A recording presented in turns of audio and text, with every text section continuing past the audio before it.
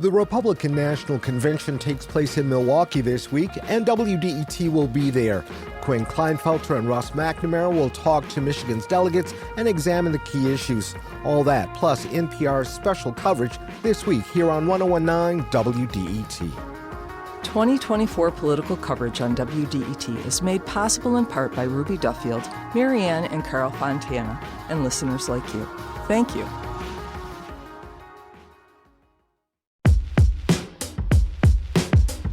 This nation was founded on the principle that all men are created equal. We hold these truths to be self-evident. That all men are created equal. I'll tell you what freedom is to me. No fear.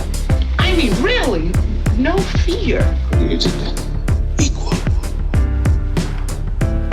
This is Created Equal from WDET in Detroit. I'm Stephen Henderson, and with me in the studio is Kerry Jr. II. He is the show's producer. Good morning. Hey, Kerry. So a little bit of a nerd alert for our listeners today.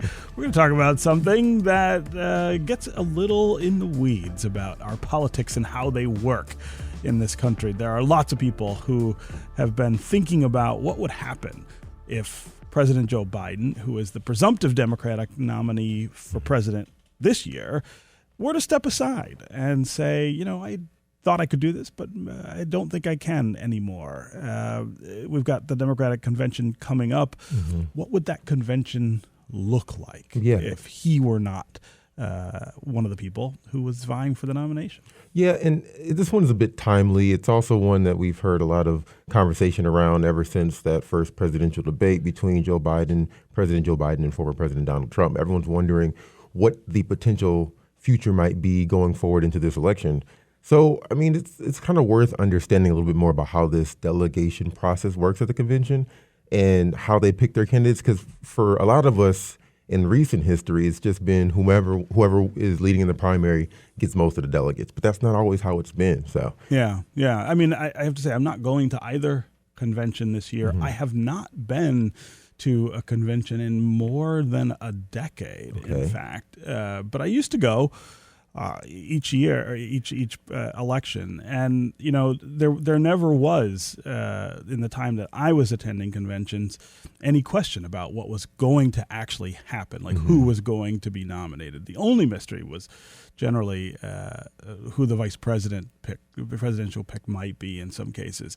And there's the speeches too, right? There's like the up-and-coming political leaders. Absolutely. Mm-hmm. I will never forget Kwame Kilpatrick's address at an early convention, and of course Barack Obama's.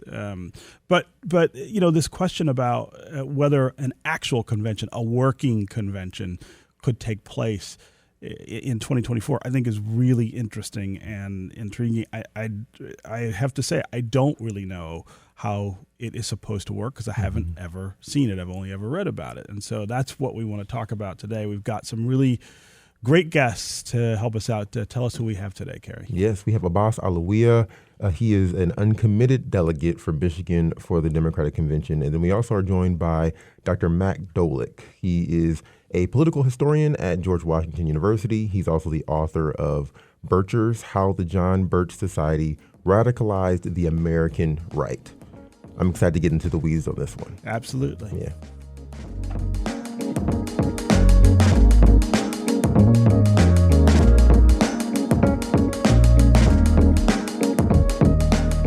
Abbas Alawiya, welcome to Created Equal. Thank you so much for having me. Are your bags packed yet for Chicago? I am on standby. It's a little ways off, right? You've got a little time. And Dr. Matt Dolick, it's great to have you with us as well.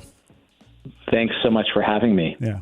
So I do want to start with just some very basic defining that we need to do about conventions and delegates and this process. And I'm going to start with you, Dr. Dolick.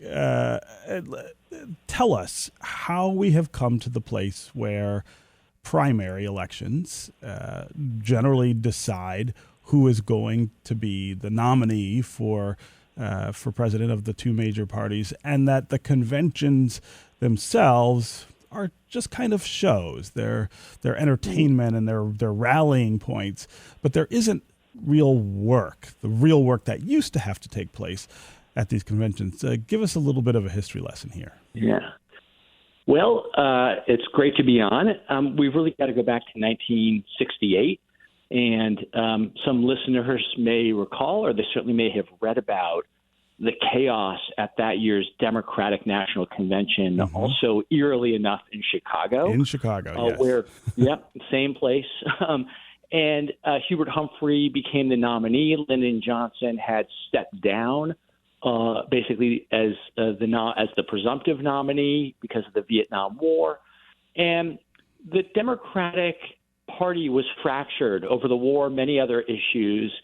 And even though Humphrey was sort of the chosen candidate by LBJ, there was a real sense in the party, and I think in the post-civil rights, post-voting rights world, that the process needed to be opened up. It could not just be these vast majority of whom are white men in the proverbial smoke-filled room deciding who the nominee was going to be. And so in keeping, in a sense, with the spirit of the voting rights revolution of the 60s, both parties after 1968 started to open up to make their primaries, because there were primaries before 1968, but to make their primary elections binding, meaning that the voters, so before 68, there were a handful of primaries, there were kind of beauty contests, but the primaries were non-binding. So whoever won those primaries didn't mean they were getting that state's delegates. But after 68, if you won, let's say, the state of Michigan in a primary, those delegates were pledged to you as a candidate. And so it really became the choice of the primary electorate rather than the party bosses. And that, in a nutshell, I think is the system we have today. Yeah, and I think it's really important to point out that before 68 and sort of into that convention, we shouldn't romanticize what was going on. These were not really open conventions in the way that I think we're imagining you might have one today. As you say, they were kind of rigged, right? I mean, there were power brokers who made these decisions together and left most other people out of it. Yeah, I think that's a pretty fair way to put it. I mean, there were some contested conventions in 1912, 1924, where a party would have to go to multiple ballots, sometimes dozens of ballots, to figure out who the nominee was. And those were obviously quite wild and contested. But who were they contested among? Well, the people in the hall, right? And who were the people in the hall? These were the party power brokers, right? Primarily white men who controlled the levers of power. The parties were much more powerful back then, and that created some big downsides.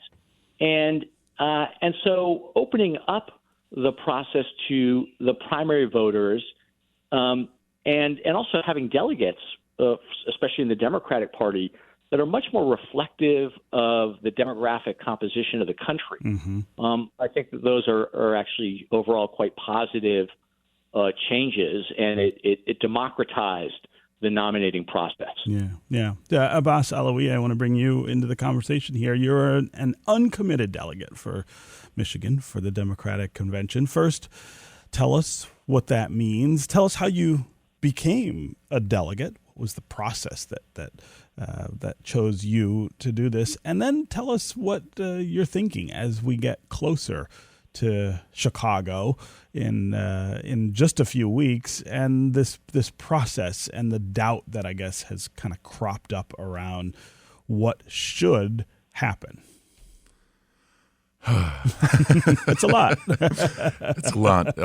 It's also my birthday, so this is a very special birthday treat for me to dig into this and to learn from Dr. Dalek, who has much more interesting information than I do. But I'm happy to sort of share how I'm coming to my work as a DNC delegate, as an uncommitted DNC delegate.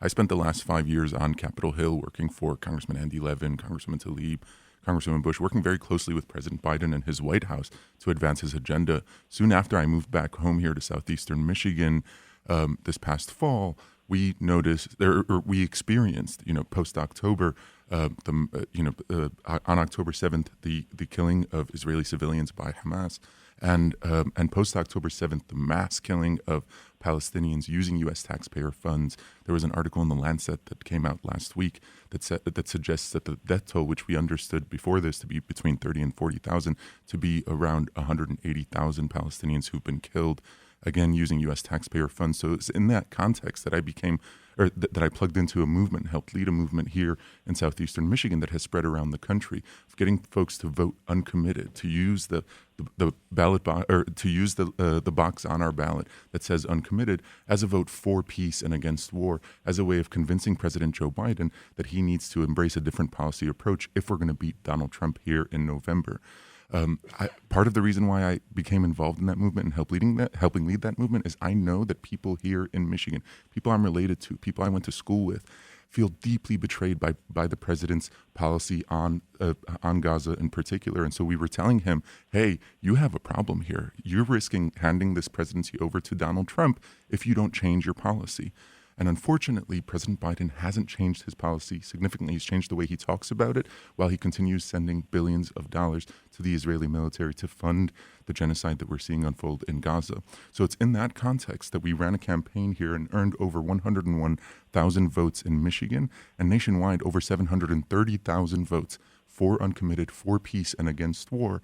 And what that means, because we earned more than 15% of the vote for uncommitted in 2 congressional districts here in Michigan, we earned 2 uncommitted delegate positions to be sent to the DNC.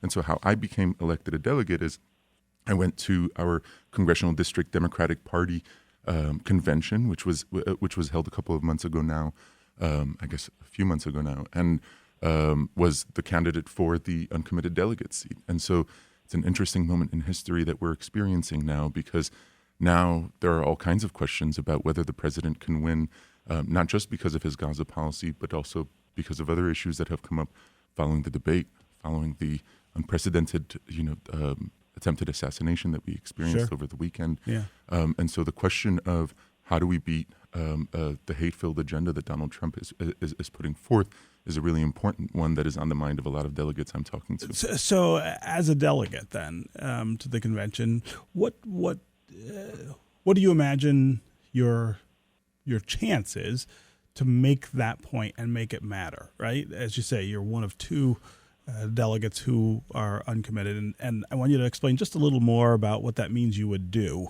at the convention. Most of the delegates are committed to President Biden. Right. You are an uncommitted delegate. I want to draw that distinction. But then tell me why that matters, or why it could matter in the process here. Yeah, so I mean, the uncommitted movement didn't set out to win delegates to begin with. We just wanted to be heard. We wanted to be heard. We wanted to save lives. In the process of doing our work and organizing, we earned over 30 delegate seats across the country that will be going to the convention to lift up the mandate from voters. What we know is central to the base of the Democratic Party, that most Democratic voters don't want unlimited war. Most Democratic voters want a ceasefire. Most Democratic voters don't want us sending unconditional money to Israel or to any other country to kill at a massive scale children or civilians. And so in this context now, because we earned some uncommitted delegate seats, relative to the seats of our Democratic Party nominee, Joe Biden, there are like 4,000 delegates, right? So 30 delegates is not a lot of delegates to meaningfully influence the official proceedings of the DNC. But what we know is that when we show up, when we engage the media, when we organize at the convention, we're speaking for hundreds of thousands of voters across the country, Democratic voters, for whom Gaza is a top policy issue. And so part of my responsibility, in order to get this delegate seat, I had to pledge that when I go to the convention, my vote will be a vote for uncommitted. I would not be committed to any particular candidate. Right. The nearly 4,000 Biden delegates pledged that they would vote for President Biden. Yeah. Now, it's interesting because President Biden last week was asked, well, what do you think about if your delegates don't support you? And he said, my delegates are free to do whatever they want. which I don't understand to be correct, actually. Dr. Dallek might have better information. Let's get Dr. Dallek to talk a little more about how that works. Abbas is an uncommitted delegate, which does not pledge him to anybody. But most of the delegates to the convention are pledged to President Biden. So let's talk about what that means now, given that the president is still the presumptive nominee. And then a little later, we'll talk about what would happen if he were to step aside. Yeah, it's so fascinating listening to this. I think Abbas is absolutely right. The delegates, and frankly, it sounds like even the uncommitted delegates, they are not free to just show up in Chicago and say, I've changed my mind, or to ignore. They are pledged delegates. And that means that, again, as Abbas was saying so well, that they are bound, they're pledged to represent the voices of the thousands, and in some cases hundreds of thousands of people who went to the polls to vote. Now, in the Democratic Party rules, there is this clause that people have talked about that relates to conscience, one's conscience. And so there is a kind of potentially technical loophole by which some delegates pledged to Biden could say, I can't in good conscience vote for someone who I don't think now is up, for another 4 years as president. Mm-hmm. But it's not going to happen. These are 4,000 plus delegates reflecting the will of, as President Biden said, 14 million voters. They've taken a pledge. And so, I think the idea that they're free to do what they want I agree, it's absolutely not correct. And just to kind of back up a second, the whole premise of these post-1968 reforms in both parties is that the primary electorate is king, right? King and queen, right? The primary electorate gets to choose who the nominee will be. And so the delegates are really vehicles to ratify that decision. And that's why, in part, these conventions are heavily controlled, right? Heavily vetted, controlled by the presumptive nominee, and why, they are more for messaging and for showing the public, what they stand for as a party, as opposed to, as you were saying at the very beginning of this program, deciding, the substantive matter of, who's going to be the nominee. Yeah. Okay, we need to take a quick break. And when we come back, we'll continue this really interesting conversation about political conventions, delegates, and the choices that get made in the next couple of weeks with regard to the 2024 presidential election in our country. We want to get going with you on the phones and on social as well. Call and tell us, are you watching the conventions? The Republican convention, of course, is now in its second day in Milwaukee. The Democrats will gather in Chicago a little later this summer. How interested are you in what happens during these conventions? Do you think we ought to have more open conventions? What would that look like? How would that work? Especially on the Democratic side this year, people are asking questions about what would happen if President Joe Biden decided not to be the nominee this year. Give us a call. Let us know what you make of all of that. And again, if you're someone who has participated in the primary process already, how do you feel about the possibility that the person you voted for may not end up being the candidate? 313-577-1019 is the number here on the phones. That's 313-577-1019. You can also go to Twitter and hashtag Created Equal or at WDET. We'll be right back with more Created Equal.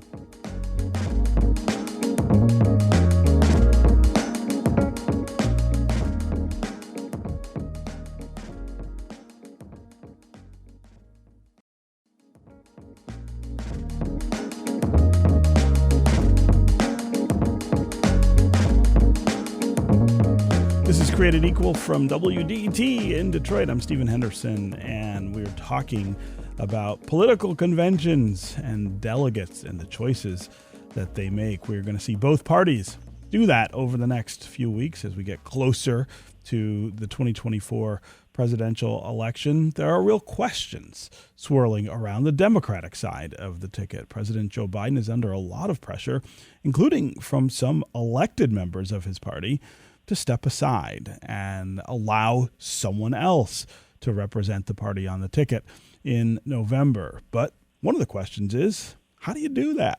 If the president were to come out tomorrow and say, I'm not going to accept the nomination to be the Democratic nominee in November, how would it work to choose another person? That's what we're talking about today with Abbas Alawiya, who is an uncommitted delegate from Michigan to the Democratic Convention. Also with us is Professor Matt Dallek. He is a political historian at George Washington University and the author of Birchers, How the John Birch Society Radicalized the American Right. We want to hear from you as well during the conversation. Give us a call and let us know how much attention you're paying to these conventions. The Republicans are gathered right now in Milwaukee. This is day 2 of their convention. Are you paying attention to the speeches? Are you paying attention to things like President Trump's choice of a vice presidential running mate? What do you get out of the conventions? What do you expect to see at the conventions? And also give us a sense if you would like to see an open convention on either side at some point. It's not something we've seen in a really long time in this country. Would you like to see the Democrats do something else than nominate their presumptive winner, Joe Biden? Also give us a sense, if you voted for Joe Biden in the primary, how you might feel if he decided he didn't want the nomination, and how would you feel about someone else really getting to choose the person who represents the party? 313-577-1019 is the number here. That's 313-577-1019. You can also go to Twitter, #CreatedEqual, or at WDET. Okay, so Matt Dallek, I want to start now talking about specifically how it would work if President Biden said, hey, I just can't do this, or I don't want to do this, and you got to choose somebody else. The last time something like that happened, to my knowledge, is 1968, when Lyndon Johnson, I think in March of that year, so pretty late, decided that he would not seek re-election. There was a lot of chaos that that ensued after that and at the convention. But what would it look like if Biden did that, especially as close as we are to the convention taking place? Yeah. Well, yeah, it's a great question. I think the short answer is it would be wild, but not necessarily in a bad sense. The power then to decide the nominee would really then switch to the roughly 4,500 delegates at the convention, because the candidates who would step in would be trying to sway a majority of those delegates to vote for them on a ballot, and that's how they would become the new nominee. But I think, drilling down a little bit, there are a couple different scenarios. One is if Biden were to say, I'm stepping aside and I'm giving my full backing to my Vice President Harris. Mm-hmm. That would, it may not end the debate, but it might create, especially given the short time frame, it might create a rallying effect around her.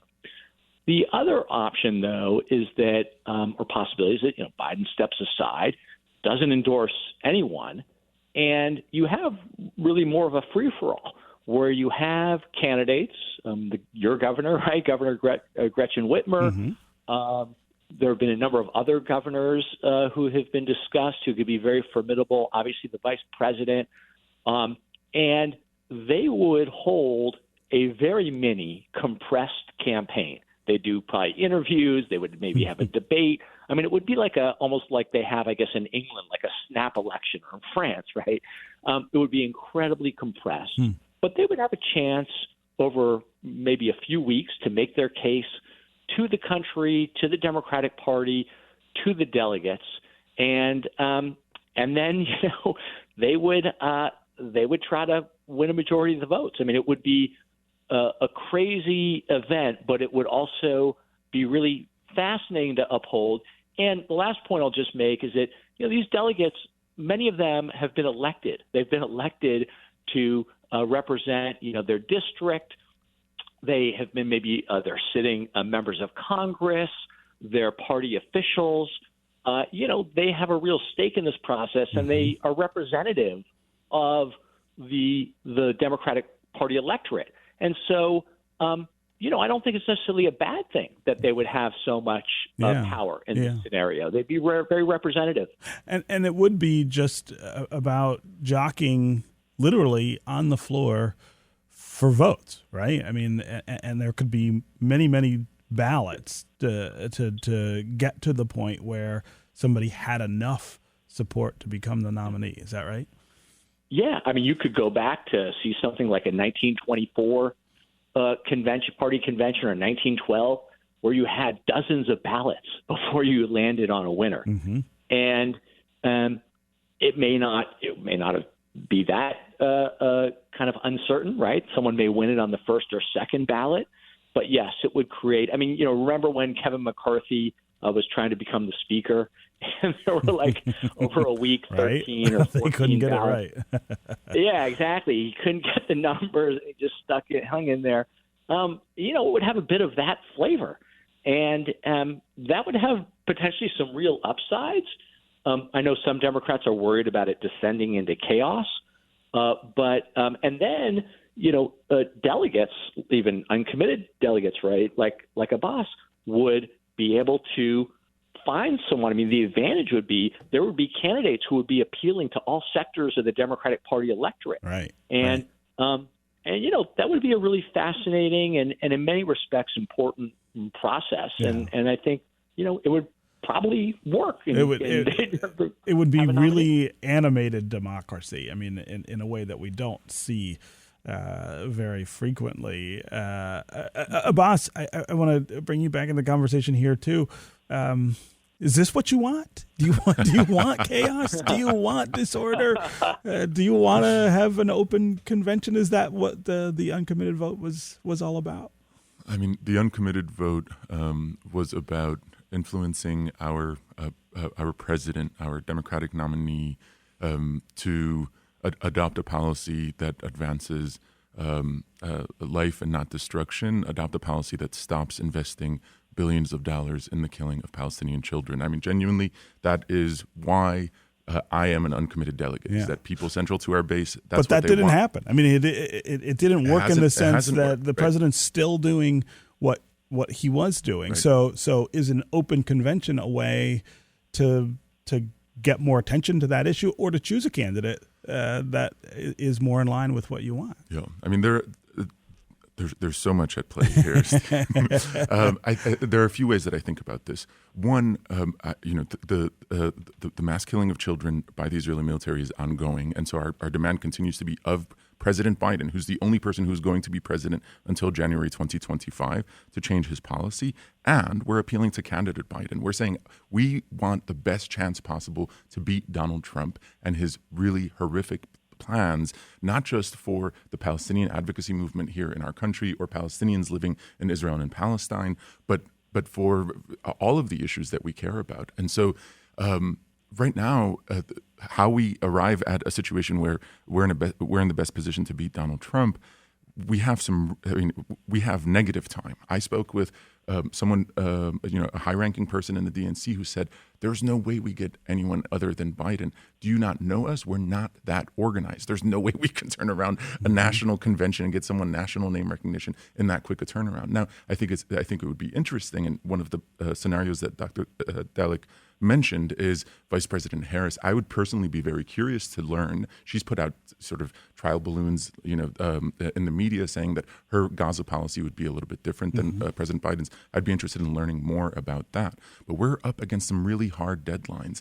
The Democratic National Convention, the process is pretty orchestrated, Yes. right? It's pretty scripted. There's been talk of doing a virtual roll call ahead of the late August convention, potentially on August 7th, where the actual voting by delegates for who our nominee is would happen virtually as a way of ensuring that the president could be on the ballot in a key swing state like Ohio. So if this is going to happen, this has got to happen right now. I don't know that we're in a position where it could be a totally open convention. I suppose it could happen, but I think we need to be strategic in positioning ourselves as Democrats in the best position possible to beat Donald Trump. I don't know that an open convention achieves that. So I'm going to put you on the spot here.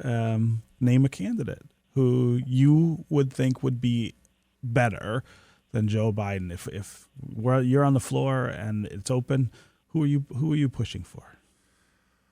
I mean, I'm pushing for the issues I care about, and whichever candidate can align with those. Exactly, especially because I know that, for example, Arab American voters here in Michigan and young voters across the country who've been part of protest movements, urging divesting from destruction and investing in our communities. There are a lot of voters like that for whom Gaza is a top issue. Mm-hmm. And so my answer to your question would be, I'm very curious to hear what Vice President Harris, how she would differentiate her Gaza policy from President Biden's. Yeah. Again, 313-577-1019 is the number here on the phones. You can also go to Twitter and #CreatedEqual or @WDET to be part of the conversation. Let's start today with Wendy in Detroit. I believe this is Judge Wendy Baxter. Hey, how are you? I'm well. How are you? I'm good. Thank you for taking my call. Yes. Let me begin by saying that I will vote for the Democratic candidate for president in November, even if he's propped up like Weekend at Bernie's. That being said, I want to know, is there any learned discussion out there about how America might benefit from, in the Democratic Party, by them taking a clue, or in the executive office, of being able to turn on a dime that is only available with more empowered executive, more autocracy there. I don't want a king by any means. I want America to be ready to respond to world powers that are coalescing against us and have the ability for the kind of World War III annihilation that we saw in Japan. And here, I don't like that one man can hold us hostage, kind of like Ruth Bader Ginsburg did, and now we don't have abortion, and now we don't have the Chevron deference, and now we don't have affirmative action. We have people suing young black entrepreneurs who want to do equity funding for other black women. We have chaos. So, Judge, if you were a delegate to the convention, what would you do? Would you honor what voters decided in the primaries? I was once in a judges meeting where we didn't like something that was going on, and one of my learned colleagues said, "I vote to suspend the rules." And the vote carried. So I think that's what you want to do here. Judge, I really appreciate the call and the comments. Matt Dowlick, I'll give you a crack at answering that. Should we suspend the rules here? Should delegates be unfaithful at the convention and do what their conscience says rather than what voters have decided? Well, I think I understand the sentiment, and there may be some who end up doing that, but I just don't see, because the delegates, remember, their power flows more, I think, from the vote that they won to become a delegate, and it also flows from, imagine a sitting member of Congress who will be a delegate, for example, saying, my congressional district voted overwhelmingly for Biden in the primary, but in conscience, I can't vote. they're typically very much connected to their communities, to their voters, to their district. And so I think it'd be very hard for them to defy the will of, there are not, not a lot of examples, I guess, of profiles in courage, right? And not only that, though, I mean, this is just how politics work and where they get their power from. So, I also want to just add one thing, which is, the caller made a really interesting point about Ruth Bader Ginsburg. And I've also heard people talk about Dianne Feinstein, the senator from California, who died in office and was clearly very ill for quite a while as a sitting senator. And I think that that's it's a fair point, right? I mean, these people hold enormous power, and while there is never a perfect time, right, to step aside,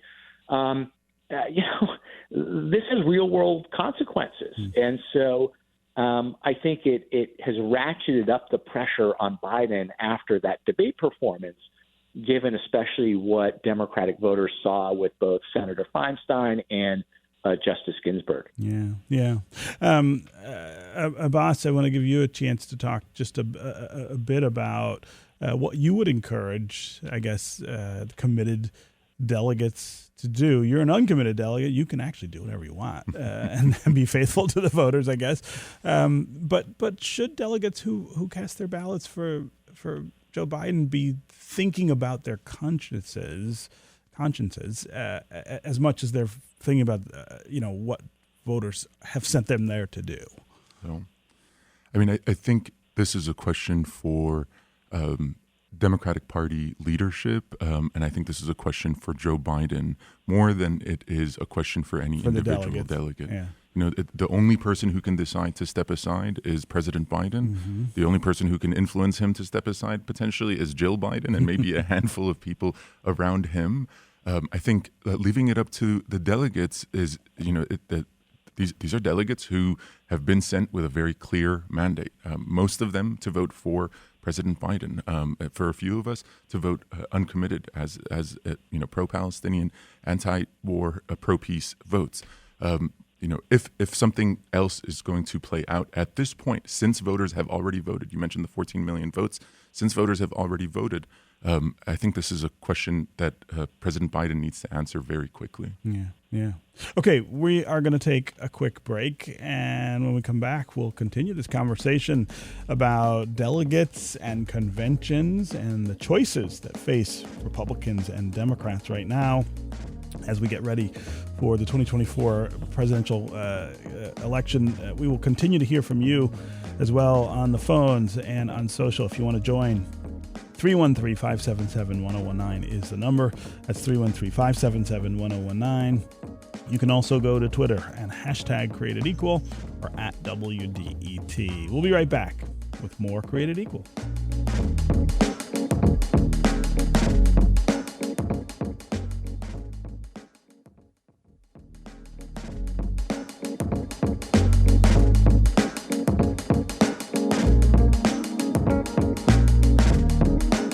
Back with more Created Equal from WDET in Detroit.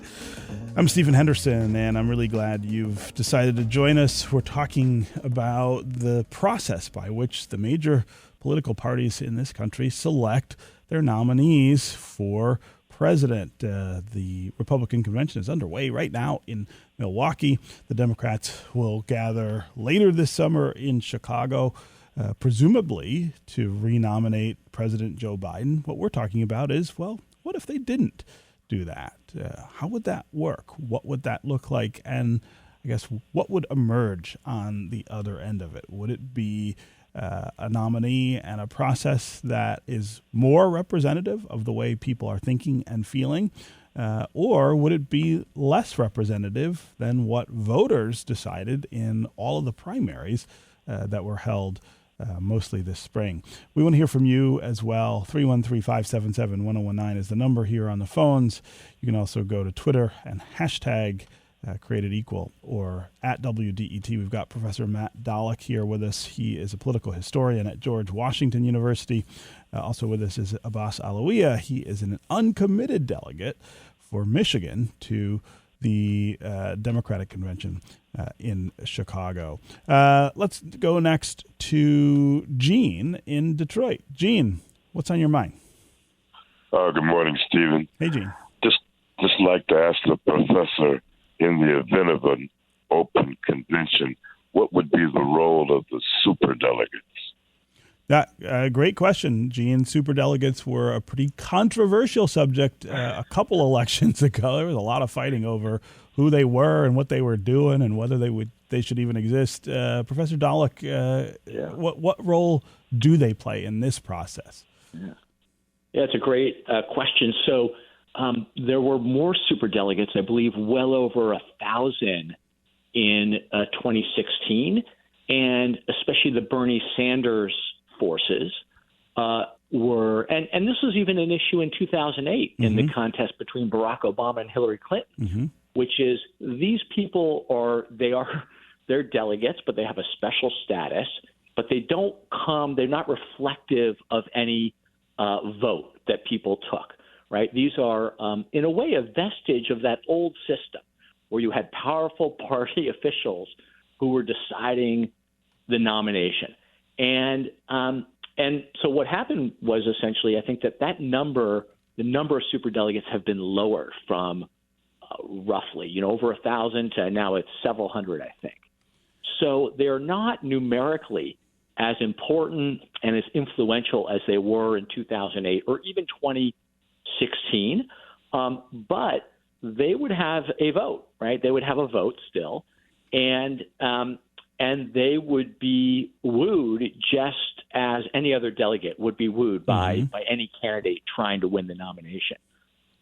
They are particularly visible people, right? They maybe senators or members of the Democratic National Committee, and so their endorsements could also really weigh quite heavily on the process.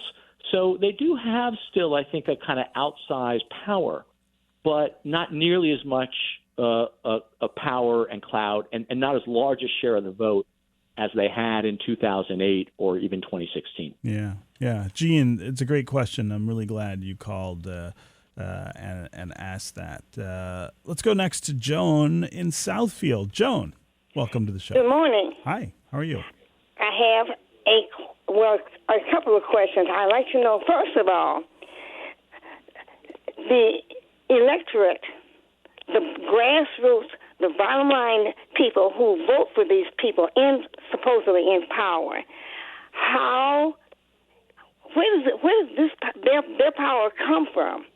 Second of all, the information that is being given to them through the media, whatever their medium is, who supplies the information to them? To the delegates, you mean? Any of that information, yes. And this program in particular also, the individuals who are listening to this program right now, they are primarily, from my standpoint, I'm a black person, woman. A lot of this information, Stephen, that comes through your program is essential to me, and I appreciate it. However, there are many questions that have come up that I was not aware of. Your role to provide to me, the listener, on your program is essential. The information that is coming through from your program, where is this information coming from? The guests that you have on your show, how vested are they in the information that they are providing? It's a great question, Joan, and I mean I appreciate the skepticism. I think it's important, especially nowadays, to not just accept what you hear or read, but ask where it comes from. I can say that the producers who work here and I work really hard to make sure that we invite people who have wonderful experience and knowledge and perspective to bring to the topics and the issues that we want to discuss. I think the producers did a wonderful job today, right, getting us an actual delegate to the convention and a professor who spends his time thinking and researching about how all of these things work. The question I want to put to both these guests from Joan, though, is about that grassroots influence. I mean, I think what she's really asking is, how does grassroots politics end up making a difference in this process? And Abbas, I think you're a perfect person to answer that. I mean, like as you said, you started a movement to try to influence the Democratic primary. In the end, you didn't get what you wanted, but you ended up with a voice at the convention. Is that enough? Is that sufficiently reflective of the kind of democratic influence that you think grassroots people like yourself ought to have? Yeah, I mean, I think I really appreciate the question. I think we have a responsibility as the grassroots, as regular everyday people who weren't born into any kind of institutional power, but who have power as people, especially when we come together around an idea for a better world or for saving or improving lives. I think we have a responsibility, especially in moments like this where so much is at stake. So much is at stake. Palestinians continue to be killed using U.S. taxpayer funds by the thousands. So much is at stake when abortion is on the line. When Donald Trump's, and the Republican Party's Project 2025, they have really, really destructive policies waiting for us if Donald Trump were to be elected. So I think our responsibility is to stay focused on the issues and recognize that we're all doing our best, but that the odds in some ways are stacked against regular everyday people when we have these sort of big events that are happening. We just experienced an attempted assassination, of Donald Trump over the weekend. That kind of political violence is becoming. It feels like it, that the situation is becoming more hostile, and so we have to stay focused on the issues and recognize that, like folks like me, I'm an uncommitted delegate. I've been talking to a bunch of delegates all around the country, uncommitted and Biden delegates, and we're regular everyday Americans who are experiencing the chaos of this moment just like anyone else. Mm-hmm. And so there's a responsibility for us to continue to be in conversation, to have the tough conversations about what Trump's America would look like, what our responsibilities are for the next few weeks, especially around the convention, but also what we want for our country and how we achieve a better world. Yeah. Dr. Dalek, can you talk about the role that grassroots politics plays in all this, and whether at an open convention it would feel more, I guess, democratic? It would feel more grassroots, or is the grassroots kind of reflected mostly in the primary voting? Yeah, such a great question. So I would say, broadly speaking, these grassroots movements on the right, on the left, and in between are so essential to the democratic process. I mean, I cannot overstate how important they have been historically and are still today at affecting change. And the challenge, of course, is that the change does not happen overnight. And in fact, a lot of grassroots movements can lose, and they can fail. They can fail again and again and again, and then they end up winning. So, if we take the side of think about the Parkland movement, the March for Our Lives on gun control. They have made some progress. It has been a genuinely, I think, grassroots movement over several years. But, these can sometimes take decades. The end of slavery, right? The abolitionist movement, the civil rights movement. I mean, these are decades in the making movement. And what they do, though, is that they often, not always, force political leaders to pay attention. They shift public opinion. They put issues into the center of debate that were not there. And oftentimes, an issue like climate change, right? Grassroots activists are essential. So I just can't overstate the importance of them. And then in terms of the convention, it would be very interesting because, for example, someone like Vice President Harris would almost certainly go to the uncommitted bloc, right? If Biden stepped aside, she would go to the uncommitted bloc, and she would have to make her case, not just to this bloc of delegates, but to all the people that they represent. And that would be an important process. Boss, we've only got about 20 seconds, but I see you jumping in here. Yeah, I just really appreciate Dr. Dalek's point. And yes, our uncommitted movement hasn't achieved the end of, U.S. funding the mass killing of Palestinians. But I've heard from folks inside the White House that the one thing that got them to shift their language, to pause the sending of 2,000-pound bombs from the inside, was uncommitted voters showing up and voting. And so what happens next? We're all ears. I'm looking at Vice President Harris. I'm looking to see what President Trump does. There's a lot more to be done. Yeah. Okay. Great conversation. Abbas Alawiya, great to have you back here with us on Created Equal. And Professor Matt Dallek, wonderful to have your brain in this conversation as well. Thanks for joining us. Thank you. Thanks so much. Thank you so much. It's going to do it for us on Created Equal. Created Equal is a production of WDET, a listener-supported service of Wayne State University.